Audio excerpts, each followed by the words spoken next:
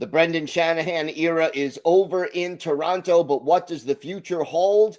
And Team Canada has a shocking upset in the world. We've got all that and a lot more on today's Locked On NHL podcast.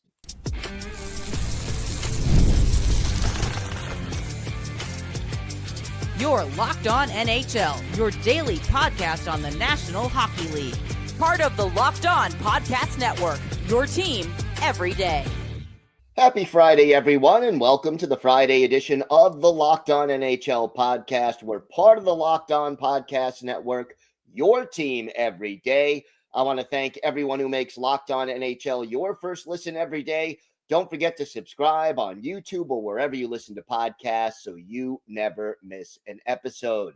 I'm Gil Martin of Locked On Islanders. I'm here every Friday with Rachel Donner of Locked On Flyers. And Rachel, the conference finals are underway. How are we doing this Friday? Doing real good, although I'm feeling a little bit of deja vu here with Carolina, which we are going to be talking about for sure. We most definitely will, but we're going to start with the Toronto Maple Leafs front office mess. Brendan Shanahan out after 11 years. Is this at all a surprise to you? And why do you think they parted ways with Brendan Shanahan? Yeah, listen, it's pretty remarkable because Shanahan's era as team president was actually pretty successful in the regular season, Yes. right? And they even have like more wins than losses in the postseason. Now there's like the overtime losses, which obviously made a huge difference there. But, you look at the cumulative record, 467, 397. And you have to think like that's pretty solid considering there was a rebuild that happened during that time. But the problem is like it just maxed out. And sometimes a team just maxes out and you have to figure out something different. I think that this ultimately what the ownership came to the conclusion as that, maybe we just needed a different voice leading this organization. Is having 4-star forwards and fitting them under the cap a way to win in this league, or do you just don't have enough talent to fill out a roster with enough depth to win in the playoffs? Well, I think the operative word there, Gil, is forward, right? Because I think we've looked at these Leafs teams over the last 4 or 5 years, and where have they been suffering? Defense, goaltending, right? And so by having that core is phenomenal and can do incredible things. And I love watching them play. But the team defense has suffered. Now, is that a coaching thing? Partially. But I think that when you put all your eggs in the forward basket, like there's going to be some consequences to that. There is. And the consequence has been they didn't have enough depth to get through the playoffs. I mean, 9 straight years in the playoffs, 2 series wins. And, they never, the one criticism that I think is fair of Brendan Shanahan is he never changed that approach where the big four stayed together. Now they're probably getting broken up this summer. Shanahan or no Shanahan, I think that was going to happen. But they never changed that approach and the results never changed either. Yeah, I think that's a huge part of it. And, obviously coming from Flyers land, I think that the one parallel I can sort of make here, and it's different because it's team president versus GM. And I know it's a different role, ultimately. And I know, Shanahan had his time in both, but the Flyers Ron Hextall era, right? Ultimately ownership and management decided that the Hextall plan was taking too long. And he had a plan and it was going according to plan, but it was taking too long. And so, they pulled the trigger and hired Chuck Fletcher, and we saw how great that did. But all of that aside, I think that when you see like it's not even rumblings of fan discontent in Toronto, it is bullhorn screaming from the rooftops discontent in Toronto, which happens. I think everything in the Toronto market is magnified, but I also think to some degree there's some justification here because to your point, there wasn't really a strong adjustment from that plan, and I think that's what people were upset about. Like, you get to a certain point, you gotta, like, make a slight detour. Yeah, when plan A isn't working, you've got to have a plan B.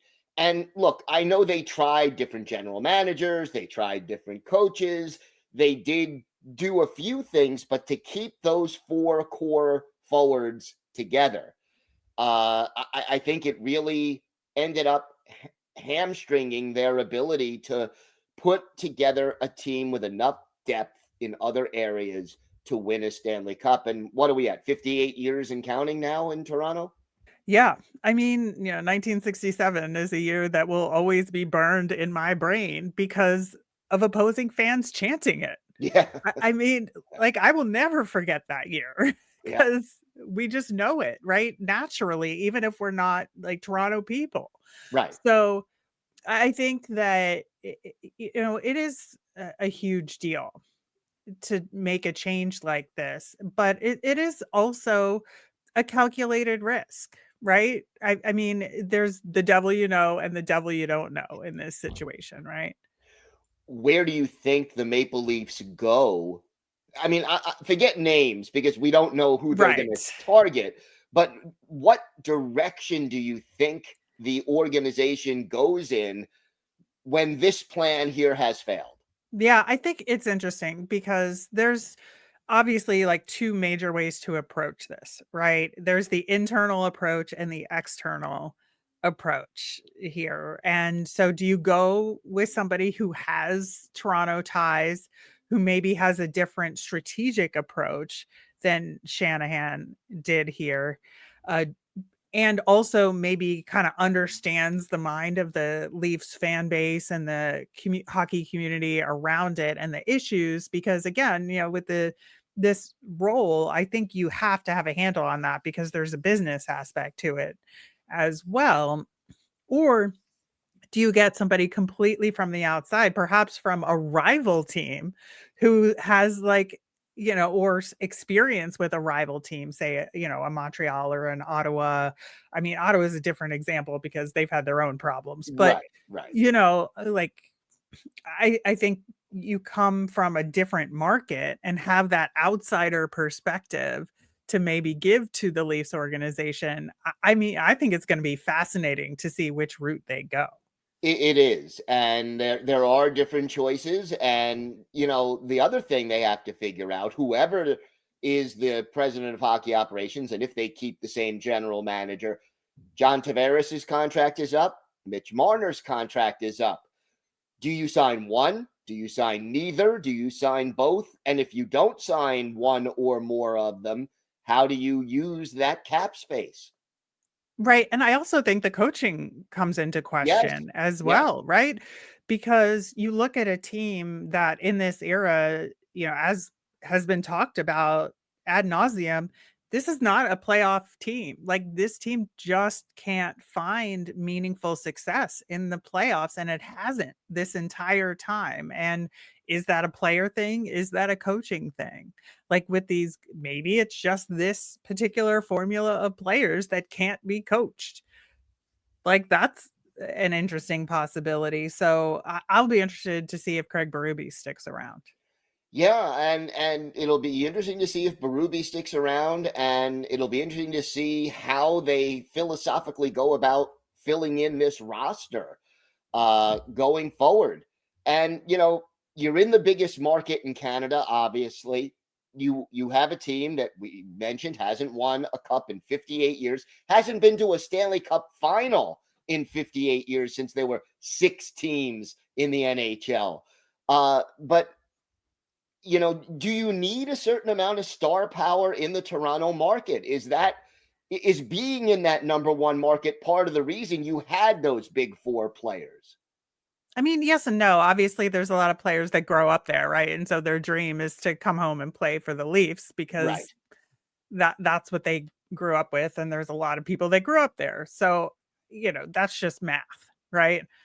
But I do think that for any team to be successful, you probably need no more than 3 superstars and then build around them, because I think that's kind of been more the formula. Now, there's been different aspects to that formula and changes to that formula in terms of who those stars are and what their style of play is and what the overall team style of play is. But hockey has always been a there's no I in team sport, right? And so I think you have to look at more of a team approach with those superstars at the center of it. But that's when we talked about them concentrating on forwards, right? That's a huge part of it. And I think they have to really think about how they want to build this team moving forward. Yeah, it's one of the great dilemmas for any team in the cap era. You got to get Yeah. value for your money, and Yep. the Maple Leafs haven't been able to put it all together uh, over the last decade plus, and yet regular season wise, it's been one of the more successful eras in the last 50 years for the team. So tough decisions coming up in Toronto. Talking about playoff success, we've got another team, the Carolina Hurricanes, who just seem to hit a brick wall when they get to the conference final. We'll talk about that, plus Team Canada's frustrating situation in the world. All that and more next on today's Locked On NHL podcast. Ever check your bank account and wonder, where did all my money go? Between dining out, online shopping, and some entertainment, it's easy to lose track, and that's where Monarch Money comes in. It's your personal CFO, giving you full visibility and control over your finances.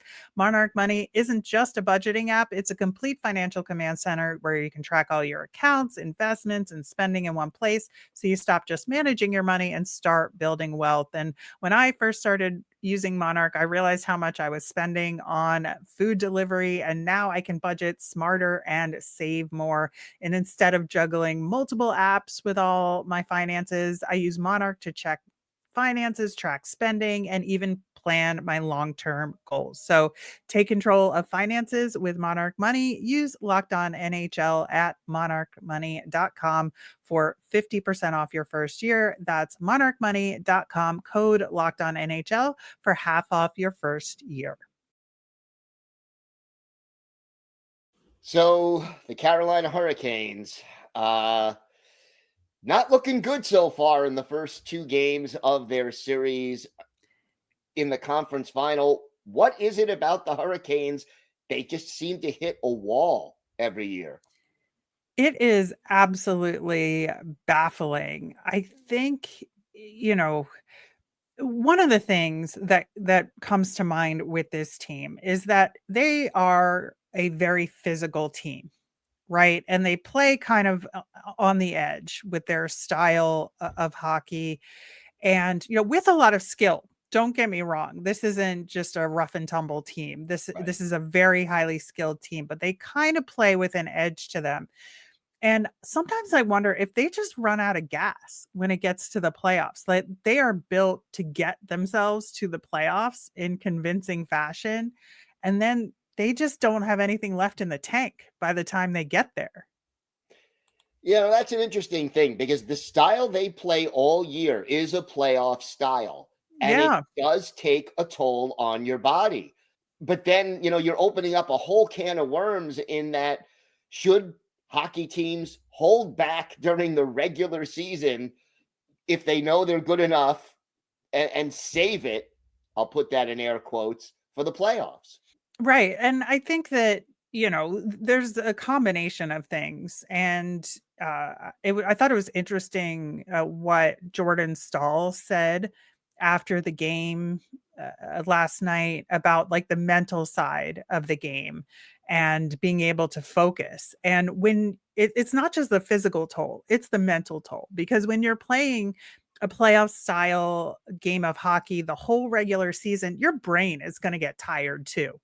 And at a certain point, the thoughts start creeping in your brain about the past years of not getting over that hump, right? In combination with the physical toll, like that could just lead you to kind of play like a deer in headlights. And that's exactly what they played like last night. That's for sure. Yeah, they look like they weren't there. And Yeah. you can't afford to look, every team is going to have an off game now and then. And maybe they aren't as good as the teams they're losing to in the conference final, but it just seems like every year they run out of gas. They don't just lose like 2-1 or 3-2 or 4-2 with an empty netter. They're getting beat badly. They are just not playing good hockey, and that is surprising for a team as well coached as the Hurricanes are all year long. Right. And they just lost pretty devastatingly twice at home. Yes. Like that's the thing is like they can't even have a home ice advantage in these playoffs because it's just not in the cards for them the way that they've been playing. I think, there's also potentially an intimidation factor here with the defending Stanley Cup champions who have figured out a way to maybe skate through certain periods of the regular season, but then turn on the Jets in the playoffs, which is a whole different animal here, right? It is, but you need a certain amount of success, like to be able to turn on the Jets. So it becomes a chicken and egg thing where you need to know how to do it almost, because most people can't just turn it on that easily. Well, and I think that's the difference between these two teams, right? So you have the Florida Panthers who went to a Stanley Cup final and lost, right? So they learned. They actually took that to heart. They made some key adjustments to the team. And lo and behold, the next year they won.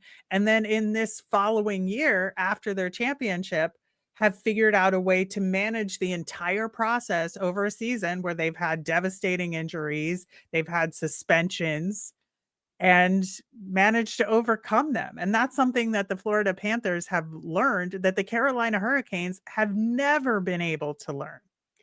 And why? Why haven't, you would think getting to the conference final as many times as they have, having all that regular season success, if the Panthers learn from losing in the Stanley Cup final, why can't the Hurricanes learn from what they've been through in the playoffs over the last few years? Well, and this is where the coaching question starts creeping into my head, right? Because you have Rod Brind'Amour, who is, by all records and accounts, an excellent motivational coach, right? He's been able to put systems together that are tremendously successful, very difficult to play against the Carolina Hurricanes in the regular season, right?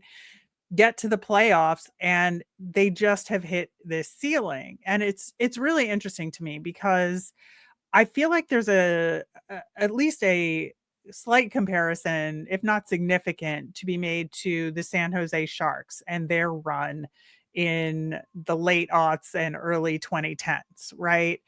And you look at Todd McClellan's coaching era specifically, right, where they lost the conference finals twice. They made it to the conference semifinals at least once. And then there was just a year they went off the cliff where they lost in the first round. Now they had an aging core, and I understand there's some player related stuff to that too. But the year after they fired Todd McClellan, guess who made it to the Stanley Cup final? Now they lost that Stanley Cup final. Right. So, there's a difference here, but at least they got to the final in that following year. There's an argument to be made to move on from Rod Brind'Amour if they indeed cannot turn it around here. And yet the style that they play, the reason for their regular season success appears to be Rod Brind'Amour and the way he maximizes the talent on that team. But if you can't do it in the playoffs, it ends up ringing hollow. Yeah, it absolutely does. And I think it's one of those weird things in sports where you have a lot of success, you need to have the highest form of success to be successful, like to maintain your position as coach or GM or whatever it is. And I think, we just talked about Shanahan and the Leafs. They've been successful in the Right, regular season, right. right? They haven't had playoff success, so they're making a change in the top of management.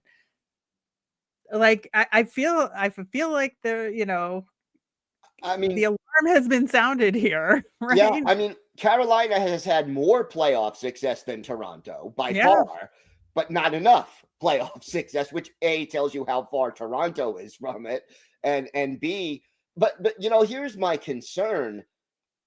The way this team plays, if you move on from Rod Brind'Amour, do you almost have to rebuild entirely because the system is the roster is so built toward his style of play?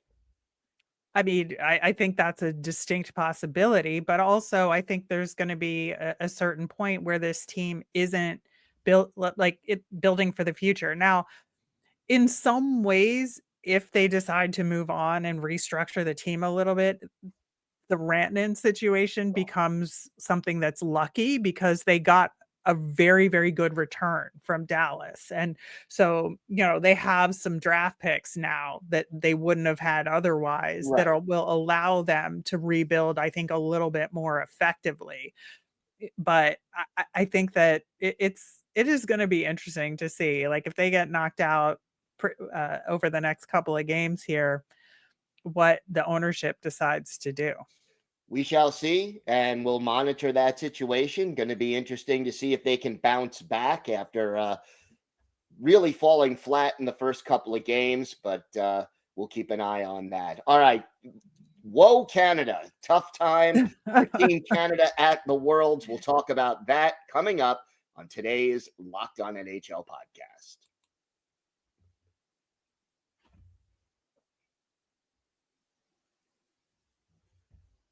So, Rachel, how surprised were you that Denmark ends Canada's run at the World Championships and the way this all went down?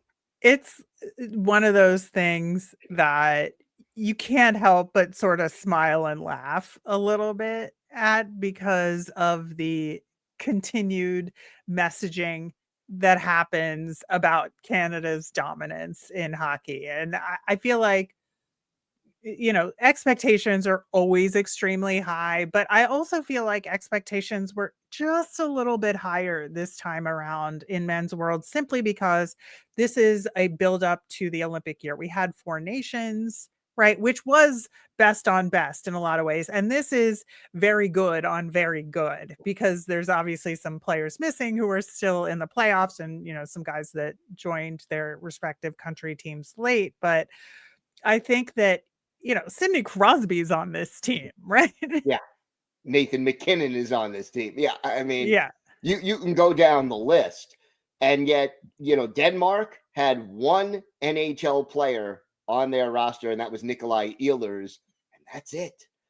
Right. And And go you ahead. look at Frederick Dekau's performance in that game. I mean, an all-timer for Yeah. sure. Yeah. That's going to be a day and a game that he's probably going to remember for the rest of your life.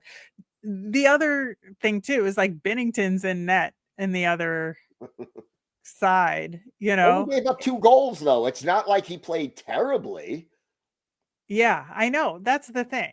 That is the thing. And Canada was up 1-0 Yeah. and then Couldn't hold it. could not hold it. Nick Ehlers, man. Like it is a hell of a thing. And I think, you know, when you talk about these sorts of games, I know that like goaltenders are very good at shaking these things off because they have to. Right. But also, I think that when you're looking at some of like the guys on this team who are only there because of the space being open because, Connor McDavid is still in the playoffs in the NHL, like all of that. There are roster spots to be had and guys trying to make a case for themselves for the Olympics, like, what does this do for them?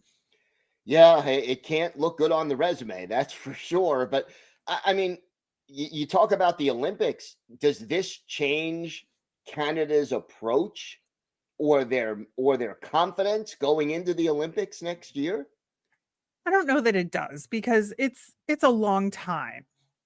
We do have, a little bit less than a year now, I guess. But I think that maybe it leads to them making some adjustments from a systems perspective. But again, they're going to have some other guys come in and be able to switch up the lines. And, they did look really good at Four Nations. So Yeah, I don't think this is not like the house is burning down situation. It's kind of like, maybe we should add an extra fire extinguisher, in a couple other rooms, right? do you think Canada was overconfident?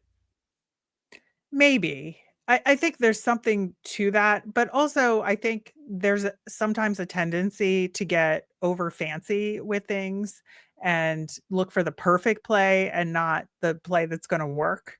I think that does happen with elite teams sometimes with where you have so much skill that you forget to kind of get it back down to the basics of the Yeah, game. yeah. And when you've got so many guys who are finishers, who are stars, who are used to being the guy that the team needs to step up and get the job done in the big moment, you can't have 12 of those guys on your roster unless they know, you know, play as a team and know when to step up and when to do the simple play. Yeah, and also they did get 40 shots on goal in the Yes, game. Like that's not thing to sneeze at either, right? they didn't play badly, they just didn't finish. Yeah. Yeah, I know. It's remarkable, but like honestly, good on you, Denmark. That Oh, is absolutely. that was just an incredible, incredible goaltending performance, as well as, they got it done when they needed to at the other end of the ice. And I think we're looking at Saturday in the semifinals here. Sweden won their game, Switzerland won their game, and of course, USA beat Finland. And I feel like it's a wide open tournament now in a Yeah, lot of ways. yeah. It does feel that way. And who do you think is the favorite as we head into, the final four here? Yeah, it's interesting because the way the bracket worked out, we have Sweden versus Team USA, and then Denmark is going to play Switzerland. And I almost wish it was like mixed up a little bit here so Yeah, we could get Sweden versus USA in the final, but for the gold medal here. But that's the game that's going to interest me the most is that game between Sweden and Team USA. yeah, that's a big challenge for both sides, and it should be some very good hockey. With Canada out of the picture, yeah, and Anything can happen. anything can happen. And I'm not even going to say, oh yeah, the winner of Sweden USA is going to win because we've Nope. already seen how difficult it can be. You can't take any of these teams for granted under the circumstances. Absolutely, absolutely, but it should be that game should be a lot of fun, and then I'm curious to see if Denmark can see this through, like, can they Yeah, beat Switzerland here? yeah. Did that win take too much out of them? Or are they so happy that they upset Canada that they won't be able to go out and follow that up with another strong performance? Good theater at the Worlds, regardless of who ends up winning it. There's no Which is question.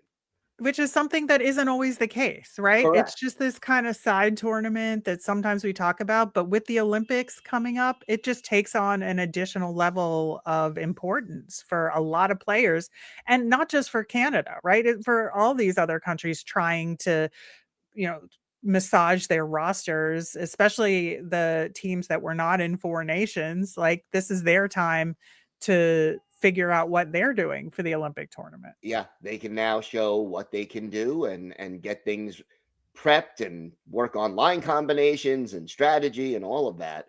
So I can't wait for the Olympics. I love it. I love It's Olympic going to be real hockey, good. and it's great to see the NHL back in the Olympic hockey business, so to speak. But yeah, that's a lot to look forward to on the international hockey scene. Well, thank you for making Locked On NHL your first listen today. For your second listen, check out the all-new Locked On NHL Game Night. Every game, every night until a Stanley Cup champion is crowned. Get local analysis on a national scale. You can find NHL Game Night on Locked On NHL here on YouTube or wherever you listen to podcasts. It's part of the Locked On Podcast Network, your team every day.